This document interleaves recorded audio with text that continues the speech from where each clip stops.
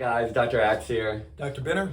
and we really want to talk about Lyme disease today, not formerly known as Lyme's. Yes. That's I right. think I made that mistake. But this is a big problem for a lot of people, and people are not being treated correctly. People don't even know what it is or how they got it. I mean, the information is pretty bad out there right now. It is. So we have four questions I want to ask you because you're very knowledgeable on Lyme. First, how do we get it? Number two, what are the symptoms? How do we know if that is what we have, right? And how do we treat it? That's the most important part, right? What's the actual solution? And why are doctors missing it?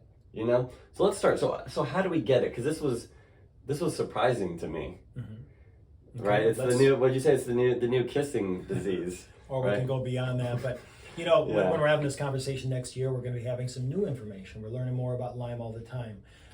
So we always used to think it was just from tick, right? You spend time in the wood, you have the bullseye rash. Yep. The reality is that Lyme spirochete we can be actually transmitted through saliva, through tears. Yeah. Vaginal fluid. So no crying. Or sex. Right? Yeah. So anyways, but nonetheless, the reality is that's the reason why it's spreading around the United States, just not in Minnesota, Ohio, and Wisconsin. Yeah. It is becoming an epidemic now. Yeah. Okay. And that's what we're learning about it. Okay, awesome. And then, so what are some of the symptoms? I mean, can you use the symptoms to figure out if you have it, or, what does that mean? Well, as you know, the symptoms can vary, right? And so when we're talking about fatigue and the nausea.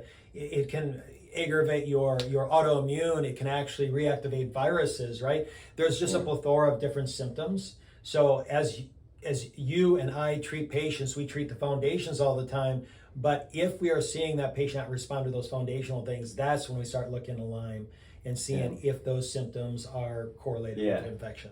Yeah, that's a problem with symptoms. A lot of times people think, hey, they're going to give us all their symptoms and then we're going to know exactly what the problem is. But symptoms are very misleading, right? Because infections exacerbates your immune system, and then your immune system is connected to your neurological system. You have a neurological issues and you think you have a neurological problem and really you have an infection, and so the symptoms become very confusing. So how it affects John affects Jake differently. Yeah, we're all made differently. So it's good to have a good functional medicine doctor that just kind of has a sixth sense about it, just from your history and what happened and what you've done. Sometimes we can kind of take all that data, not just symptoms, but what you've been through, where you've lived, what you've done, and kind of make a determination. Amen to that. So how do we treat it? My favorite part here. Okay, so again, what's good for John is not good for Jake, right? Yep. So what we have to do is we have to take everything in consideration. As you know, the testing on Lyme is not that good, right?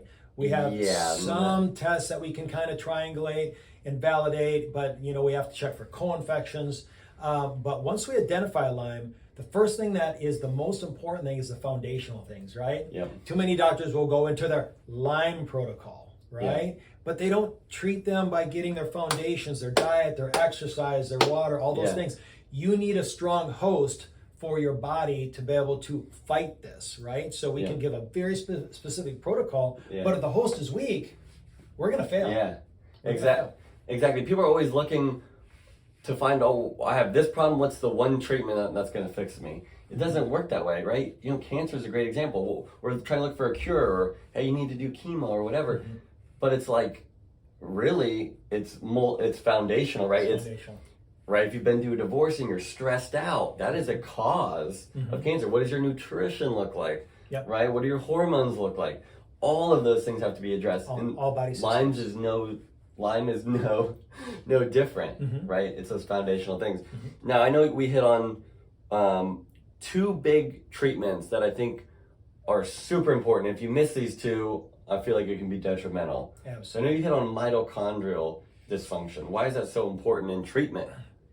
So when Lyme affects your body, remember and you know this too, is when we have Lyme, very often we have heavy metals. Correct. We have candida, we have viral infections, which all cause oxidative stress in our body and cause mitochondrial dysfunction. Yep. And so if we really think about mitochondria, what are they? They're the engines within our cells that give us energy.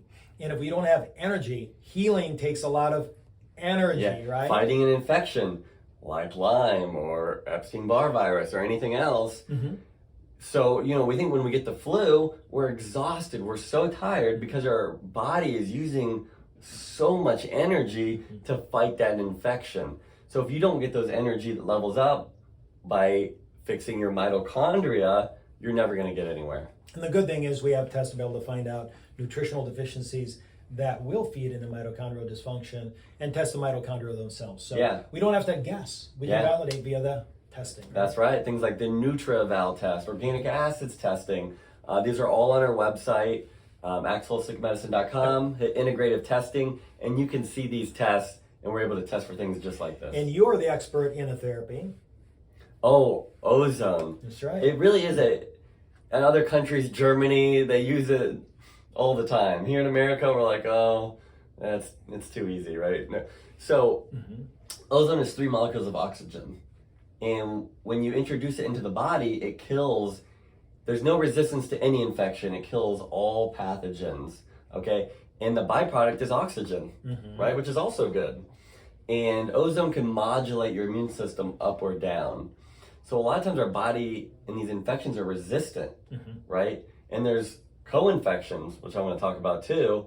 So ozone's gonna take care of co-infections. It's gonna help with the immune system. It does so many amazing things. So again, I could talk about ozone for hours. Go to our website and find the ozone tab. I have some videos, educational things, and just learn more about ozone. One of the things I like about ozone, and you're the expert in it, but one of the things I like about it is, it is an oxidative effect. That's the reason why it kills the bacteria and all these other infections. But it's a brief oxidation, right? So it actually engages, like working out. You work out, put a stress in your body so the body gets stronger. The same thing, whether we're doing MAH or we're doing in the gut, it will stimulate your body's own antioxidant production. Okay, so many different things about ozone that we utilize for our patients day in, day out. Amazing therapy. And it's really taken a lot of our cases that were moving not as quickly as we'd like, or they were just hitting a roadblock. And ozone has turned mold cases, Lyme cases, viral cases around like nothing else has. I can't tell. I mean, how many times have we had patients that have gone to 2, 3 other functional medicine doctors, right? They come to us, and we see a lot of those things that those functional medicine projects are actually doing good. But we also have other tools that we utilize if those things are added on the appropriate way. Supercharger. It is the game charger. Supercharger. It is the supercharger. It's the game changer supercharger. But that's the beauty of what we do here. We put things together in a systematic way that is specific to the patient. And then what we do is we put it to work, get those things out of the way, let the body heal itself. Absolutely. So if you guys are looking for a solution, do a little bit of research of ozone and mitochondrial dysfunction, okay? There's testing that we can do to figure that out. And if you don't fix those things, it's going to be really hard to have enough energy for your body to fight these infections off. Hope that helps, guys. God bless.